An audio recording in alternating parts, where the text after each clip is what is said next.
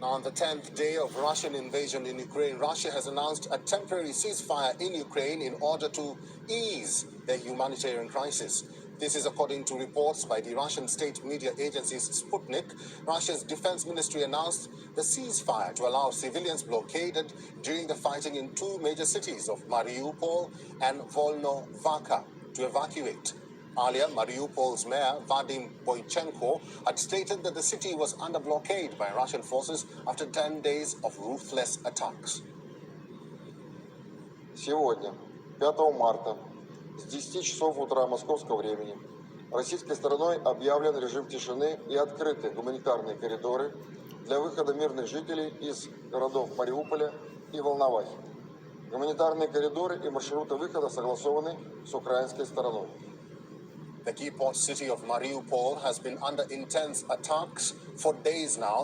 People in the city have no access to water or electricity. Reports say Russia will be allowing citizens to leave Mariupol and Volnovakha from 7 a.m. GMT. Russia has also stated that the routes for the evacuation of civilians during the ceasefire has already been agreed with Ukraine. Second round of talks between Russia and Ukraine remained inconclusive on other fronts. Ukrainian presidential advisor confirmed that even though the talks did not result in a ceasefire, focus was on ensuring evacuation and providing medical aid. Только что завершился второй раунд переговоров между российской и украинской стороной. К сожалению, к огромному сожалению, мы не получили тех результатов, на которые рассчитывали. И единственное, что я могу сказать, обсудили достаточно подробно гуманитарный аспект, потому что достаточно много городов сейчас находятся в окружении. Там драматическая ситуация с... Moscow and Kyiv have now agreed to temporarily halt fighting in selected areas. This includes Mariupol and Volnovakha. 200,000 people are stuck in Mariupol, while 20,000 people are stuck in Volnovakha.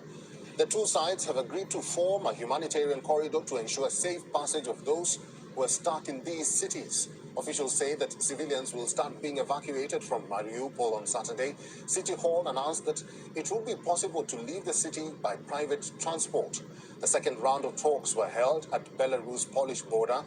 The two delegations also reached an accord to supply aid in the region. They agreed to ensure delivery of medicines and food where fighting is the most fiercest. Russian delegation was led by President Putin's aide. He continues to push the Russian proposal of demilitarization and denazification of its pro-Western neighbor. Ukrainian President Volodymyr Zelensky said that talks were the only way forward to ensure end of the war. Ukraine demanded an immediate withdrawal of all Russian forces.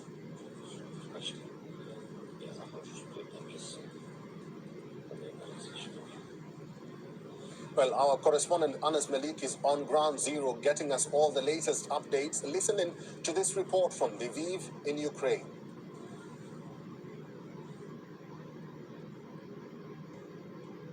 Well, Russia has declared a ceasefire for 6 hours starting 6 a.m. GMT. That's 8 a.m.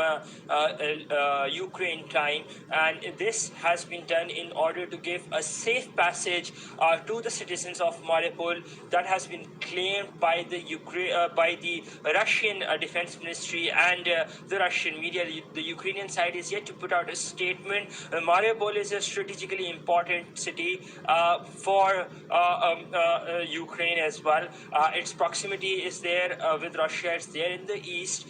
It's closer, and what you have to understand is that it's been hit by the conflict quite intensely and immensely. Lots of civilian casualties have been reported over there. Yesterday we saw the last of the television convoys leaving Mariupol. So this has been given as a window by Russia for the citizens, because we understand that they were facing a lot of resistance from the citizens within Mariupol as well. Now, it is pertinent to mention that amidst the reports of President Zelensky leaving the country, he's come up with an Instagram video saying that he is there in Kiev, and he is the operations and functions are going as per routine, and that rumors should not be given a heed to. The migration status, the refugee influx that continues, more than 1.2 million people 1.2 million people from Ukraine have fled in the past 10 days. They've migrated and sought refuge in other countries in Europe that borders with Ukraine. Anas Malik in Lviv, Ukraine, for Vion, World is One.